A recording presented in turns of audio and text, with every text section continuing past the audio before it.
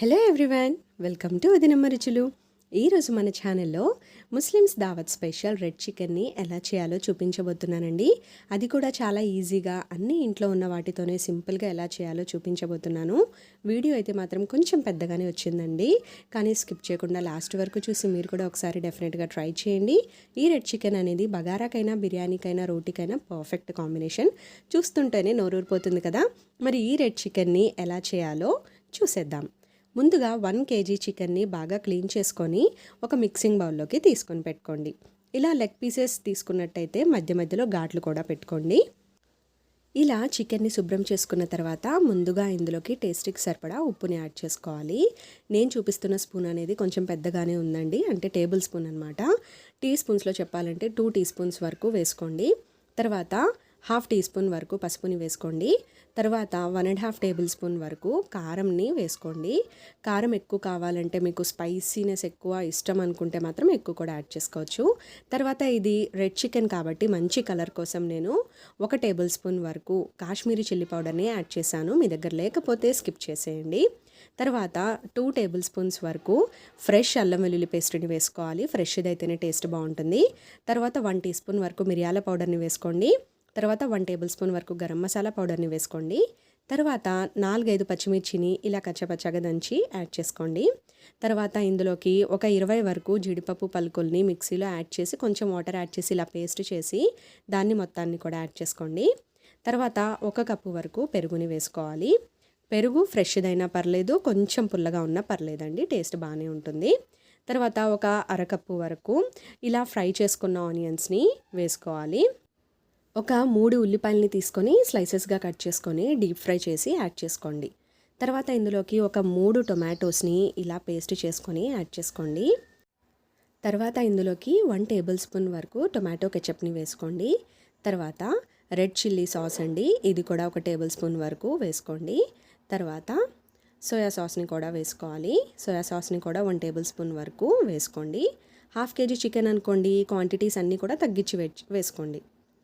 తర్వాత green chilli sauce కూడా 1 table spoon వరకు వేసుకోవాలి.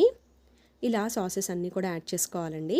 యాడ్ చేసుకున్న తర్వాత వీటన్నిటిని కలిపేలాగా ఒకసారి బాగా మిక్స్ చేసుకోండి. ముక్కకి కూడా పట్టేలాగా బాగా మసాజ్ చేస్తూ కలుపుకోండి.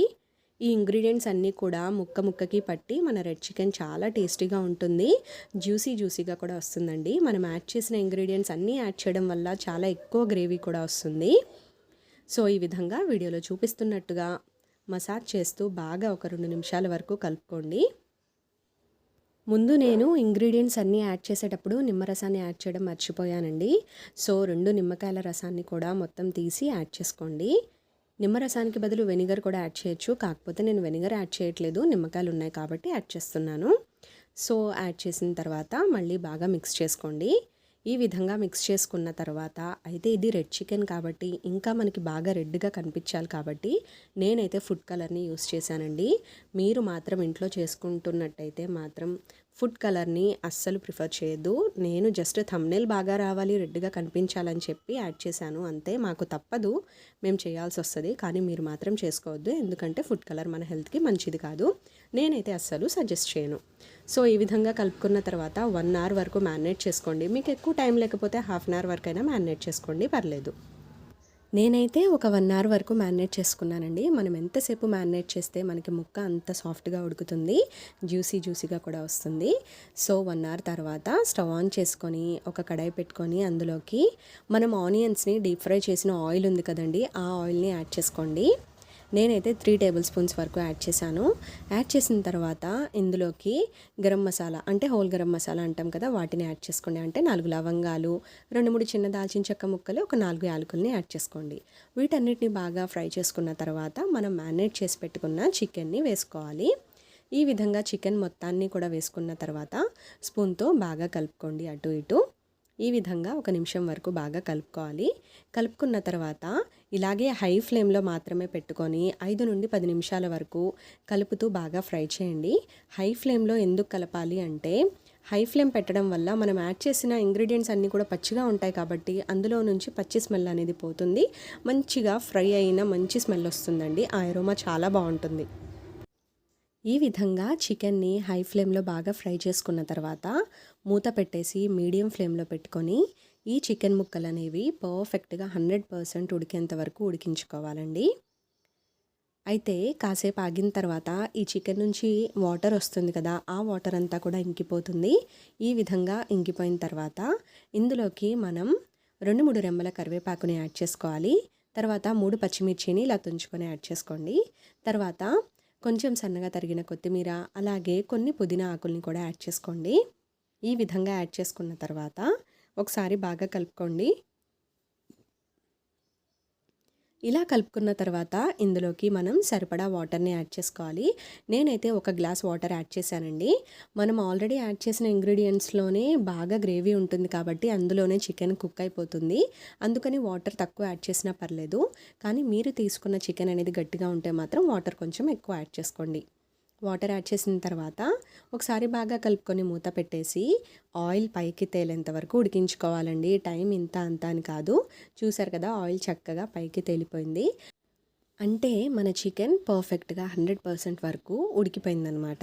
ఈ విధంగా చికెన్ మొత్తం కూడా బాగా ఉడికిపోయిన తర్వాత ఇక ఫైనల్గా ఇందులోకి కొంచెం సన్నగా తరిగిన కొత్తిమీర, అలాగే కొన్ని పుదీనా ఆకుల్ని కూడా యాడ్ చేసుకోండి. వీటి ఫ్లేవర్ చాలా బాగుంటుంది, అస్సలు స్కిప్ చేయొద్దు. మీకు ఇంకా స్పైసీగా బాగా కావాలి అంటే లాస్ట్లో కొంచెం గరం మసాలా కూడా యాడ్ చేసుకోవచ్చు. నేనైతే మరీ ఎక్కువ అయిపోతుంది, మాకైతే మాత్రం మా ఇంట్లో లైట్గానే తింటామండి మసాలా, అందుకని నేను గరం మసాలాని ఎక్కువ యాడ్ చేయట్లేదు. మీకు కావాలంటే లాస్ట్లో కొంచెం యాడ్ చేసుకోండి. సో ఈ విధంగా కొత్తిమీర పుదీనా యాడ్ చేసిన తర్వాత ఒకసారి బాగా కలిపి స్టవ్ ఆఫ్ చేసేసి వేడివేడిగా బగారాతో కానీ, రోటీతో కానీ, లేదంటే బిర్యానీతో కానీ తింటే ఉంటుంది. అబ్బా చాలా బాగుంటుందండి. చెప్తుంటేనే నోరూరిపోతుందండి నాకైతే. మీకు కూడా చూస్తుంటే నోరూరిపోతుంది కదా. మరి ఈ వీడియోని లాస్ట్ వరకు చూసేసారని అనుకుంటున్నాను. చూసేసిన తర్వాత మీరు కూడా డెఫినెట్గా ఇలాగ నేను చూపించిన ప్రాసెస్లో ట్రై చేయండి. సూపర్గా కుదురుతుంది. మీకు ఎలా వచ్చిందనేది మాత్రం నాకు కామెంట్స్లో చెప్పడం మాత్రం మర్చిపోవద్దు. మరి నా ఈ రెసిపీ మీకు నచ్చినట్టయితే లైక్ చేసి మీ ఫ్రెండ్స్ అండ్ ఫ్యామిలీ మెంబర్స్కి కూడా షేర్ చేసేయండి. ఇలాంటి మరెన్నో మంచి రెసిపీస్ కోసం మన వదినమ్మ రుచులు ఛానల్ని సబ్స్క్రైబ్ చేసుకోవడం కూడా మర్చిపోవద్దు. ఇలాంటి మరొక అద్భుతమైన టేస్టీ మరియు సింపుల్ రెసిపీతో నెక్స్ట్ వీడియోలో మళ్ళీ కలుద్దాం. Thanks for watching.